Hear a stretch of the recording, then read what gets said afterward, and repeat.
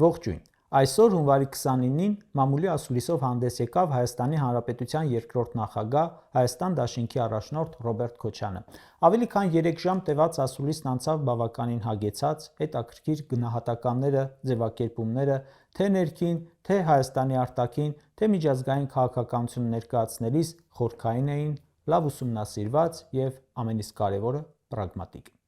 Առաջիկա մի քանի թողարկումներում նախագահ Քոչյանի ասուլիսի որոշ դրույթներ կփորձենք բացել Արցախի ու փախստական իրավունքների, պաշտպանության, տնտեսության ու սոցիալական վիճակի, քաղաքական դաշտի մասով։ Այժմ ընդհանուր անդրադառնամ մի քանի թեմայի։ Ժամանակակից աշխարհը մեր աչքի առաջ փոխվում է բավականին արագ։ Տեղի են ունենում վերադասավորումներ,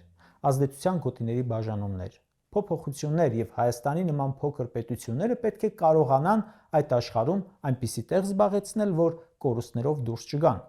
Առաջին հերթին անվտանգային, ապա տնտեսական եւ այլ առումներով վտանգ չստեղծեն իրենց համար։ Եվ այդ առումով Հայաստանի իշխանության քաղաքականությունը երկրորդ նախագահը համարում է խիստ անհասկանալի եւ առնվազն այդ տեսանկյունից անընդունելի։ Օրինակ, Ամերիկայի Միացյալ Նահանգների նման պետությունը անգամ հիմա փորձում է Ռուսաստանի հետ կառուցողական հարաբերություն ունենալ։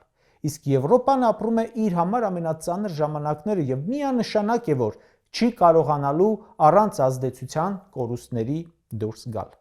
Համաձայն երկրորդ նախագահի այս խառը իրավիճակում Հայաստանը պետք է ճիշտ կողմնորոշվի, ճիշտ քաղաքականություն վարի, ամեն ինչ անի, որ չդառնա գերպետությունների շահերի բախման կետ։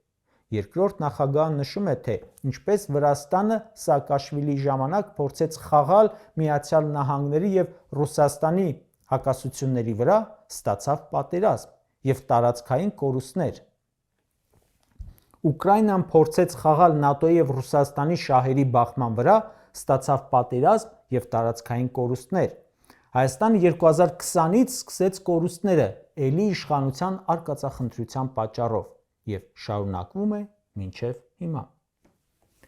Եվրամիությունը, որ ամեն ինչ արեց Ուկրաինայում պատերազմի դադար թույլ չտալու համար, հրահրեց, Զելինսկուն համոզեց, ընդհուպ ասում էին՝ դու հաղթած ես արդեն, զենք կտանք, փող կտանք։ Եվրամիության արտաքին գործերի նախարար Կայա Կալասը հենց այսօր հայտարարում է. Կիևը կարող է շատ լուրջ տարածքային զիջումների գնալ Մոսկվայի հետ բանակցություններում Ուկրաինային մնացած հատվածում խաղաղության համար, անվտանգության երաշխիքների համար, այն որ մնում է ասեն, դե մալադեց։ Հայաստանի պարագայում էլի նույն Եվրոպան նստեց սրանց ականջին ու 22 թվականին սա Արցախը զիջեց։ Ամենացավոտ զիջումներին արդեն տարել են, բայց խաղաղության երաշխիքը չկա ու չկա։ Դե որտեղից։ Ով պետք է տա այդ երաշխիքը, մեկը լինի իրենց երաշխավոր կանգնի։ Ու հիմա միայն Ադրբեջանի նախագահի ցանկությունից է կախված այս փխրուն խաղաղությունը, որ ուզում եք իմանալ, ավելի ստույգ սա հրադադար է մինչ Հայաստանում ընտրություններ։ Ի տարբերություն երկրորդ նախագահի, այս բարդ աշխարհաքաղաքական իրավիճակում կշռադատված գործելու խորհրդի Հայաստանի իշխանությունը Ռուսաստանի հետ լարված հարաբերություններ ունի։ Ամեն ինչում նրան է մեղադրում, անգամ հիբրիդային պատերազմի մեջ, այն էլ հիմա, երբ Միացյալ Նահանգները անգամ Ռուսաստանի հետ կառուցողական հարաբերությունների կողմնակից է։ Դա էլ այն դեպքում, երբ Հայաստանը տնտեսապես ուղղակի կփլուզվի առանց Ռուսաստանի։ Եվրամիությունում այս ճգնաժամային իրավիճակում էլ Հայաստանի իշխանությունը ամեն օր հայտարարում է Եվրամիություն գնալու երազանքի մասին։ Այսօր Եվրամիությունը այնպիսի իրավիճակում է, որ նրա մասնատումը շատ ավելի հնարավոր է, քան ընդլայնումը։ Բա մեր հաշվարկը ո՞րն է։ Ինչ վերաբերում է մեր տարածաշրջանին, Ռոբերտ Քոչյանը նշում է, որ Ամերիկայի Միացյալ Նահանգները այս ամբողջ փոփոխությունների մեջ Հարավային Կովկասը չի դիտարկում։ Այստեղ տնտեսական շահեր չունի, ոչ էլ անվտանգային, որ ուզում ենք իմանալ, անգամ ազդեցության հարց չի լուծում։ Թրիփը ԱՄՆ-ին հետաքրքիր է միայն Իրանի հետ սահմանին վերահսկողություն ունենալու տեսանկյունից։ Թրամփի ուղու այդ 74%-ը, որ սրանք հանձնել են ԱՄՆ-ին կառուցման համար, միայն իրենց պարգևավճարների գումարով Հայաստանը ինքը կարող էր կառուցել։ Բայց սրանք մեր սուվերեն տարածքը հանձնել են մի պետության, որը այդ պրոյեկտում տնտեսական շահ չունի եւ դիմում է ադրբեջանական ընկերությունների նրանց ներգրավելու համար։ Այսինքն ծրագիր է, որը Հայաստանին տնտեսական օգուտ չի տալիս, ԱՄՆ-ին եւս չի տալիս եւ միակ օգուտը Թուրքիային ու Ադրբեջանին է տալիս։ Ուստի Քոչարյանը դա բնութագրում է հայ-ամերիկյան պրոյեկտ Ադրբեջանի եւ Թուրքիայի համար։ Եվ ուրեմն այդ թրիփը լինելու է մեզ համար անվտանգային սպառնալիք, քանի որ միևնույն է Իրանը չի հանդուրժելու իր սահմանին Ամերիկայի Միացյալ Նահանգների ներկայությունը։ Իսկ այդ ներկայությունը մենք ենք բերում մեր հրավերով, առանց իրենց հետ համաձայնեցնելու, լավ իմանալով, որ թե ինչ նյարդ է այն պարունակում։ Նկարվելով չէ, գորգորալով չէ, սրա տակից պետք է դուրս գանք։ Ու ամենավատն այն է, որ վստահության մեծ դեֆիցիտ ունենք արդեն մեր մոտակա հարևանի հետ։ Մալադեց քեզ Նիկոլ։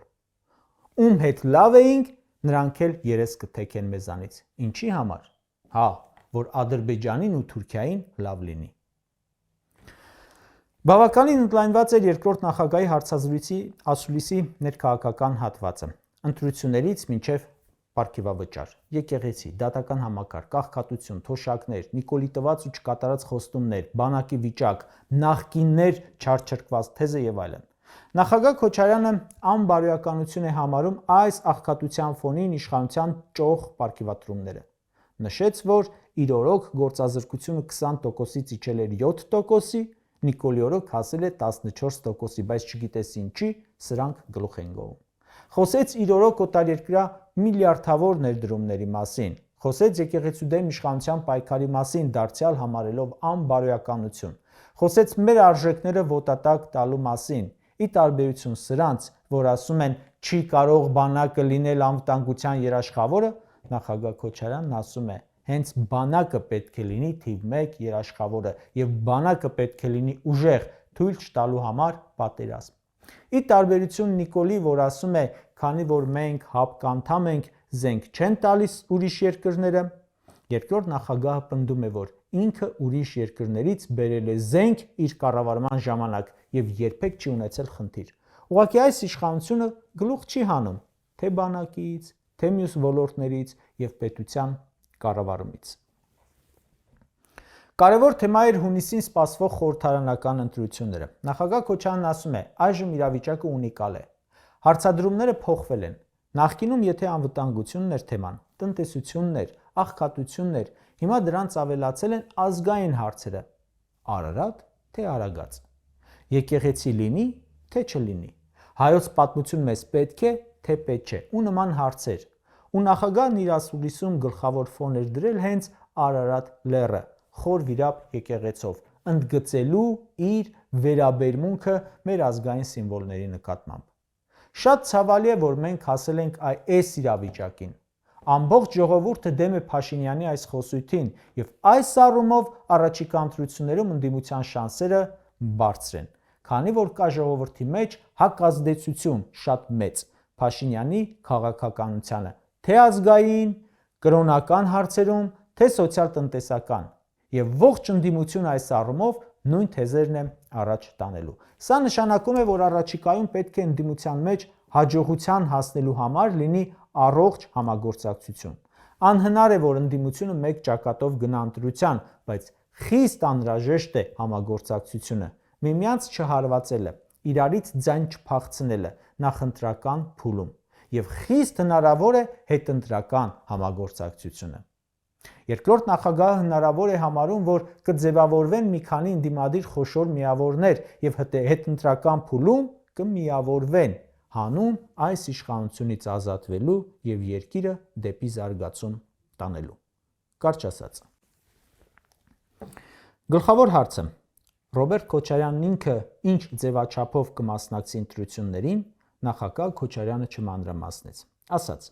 իր համար կարևորը իր անձը չէ, այլ ճիշտ պրագմատիկ վերլուծությամբ պայքարի մտնելը, քանի որ այս ընտրությունները պարզապես խորհրդարանական հերթական ընտրություն չեն, այլ Հայաստանը ինչպիսին լինելու հարցն է։ Այս ընտրություններն են որոշելու Հայաստանը Սյունիքով է շարունակելու մնալ, թե բաժանվելու է, եկեղեցի ունենալու ենք, թե ոչ։ Այս առումով իրոք որ բացառիկ ընտրություններ են։ Ով կղեկավարի Ռոբերտ Քոչարյանի դաշինքը առաջիկա ընտրություններում դեռ պարզ չէ։ Հավանականությունը մեծ է, որ հենց նախագահ Քոչարյանը ինքը, քանի որ թե անվտանգային,